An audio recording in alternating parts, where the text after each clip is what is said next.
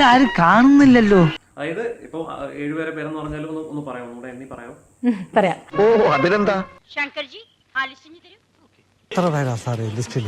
10. അത് കുറവായിരുന്നല്ലോ. ജയസൂര്യ, മുകേഷ്, ഇടവേള ബാബു, മണിയമ്പിള്ള രാജു, അഡ്വക്കേറ്റ് ചന്ദ്രശേഖരൻ. ഓ കൊറേ ഉണ്ടല്ലോ. ഇതാ ഒരു നീണ്ട കഥ, നീണ്ട നീണ്ട നീണ്ട കഥ. ഇതാ പിടിച്ചോ. പിന്നെ പ്രൊഡക്ഷൻ കൺട്രോളർ നോബിൾ, പിന്നെ ഒരു കാസ്റ്റിംഗ് ഡയറക്ടർ വിച്ചു. കഴിഞ്ഞോ? ഇല്ല സാർ, ഇതിനൊരു അന്ത്യമില്ലേ? ഈ 7 പേരാണ്. പിന്നെ ഇപ്പൊ 8ാമത്തത് ബാലേന്ദ്രൻ. അത് ഒരാളല്ലല്ലോ, ഒരുപാട് പേരുണ്ടല്ലോ. ഇവിടെ എന്തിനുള്ള പുറപ്പാടാ?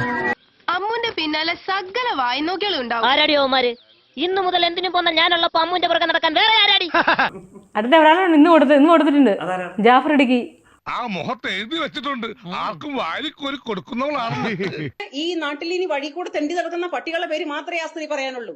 ചന്ദ്രൻ, നീ എന്താ ഇങ്ങനെയൊക്കെ പറയുന്നേ? ഞാൻ എങ്ങനെ പറഞ്ഞോടാ? ഈ പറഞ്ഞതിന് വേറൊരു അർത്ഥം ഇല്ലേ? ഈ നാട്ടിൽ ഇനി വഴി കൂടെ തെണ്ടി നടക്കുന്ന പട്ടികളുടെ പേര് മാത്രമേ ആ സ്ത്രീ പറയാനുള്ളൂ.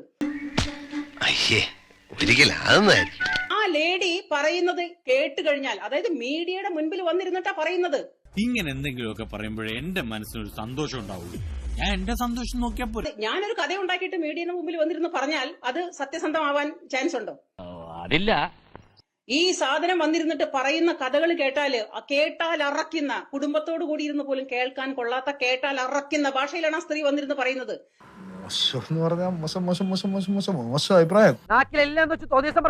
ഷാജി ഏട്ടാ, ഇവിടെ അരുതബു തീർന്നിട്ടില്ല, ബാക്കി വന്നിട്ട് തരുന്നുണ്ട്.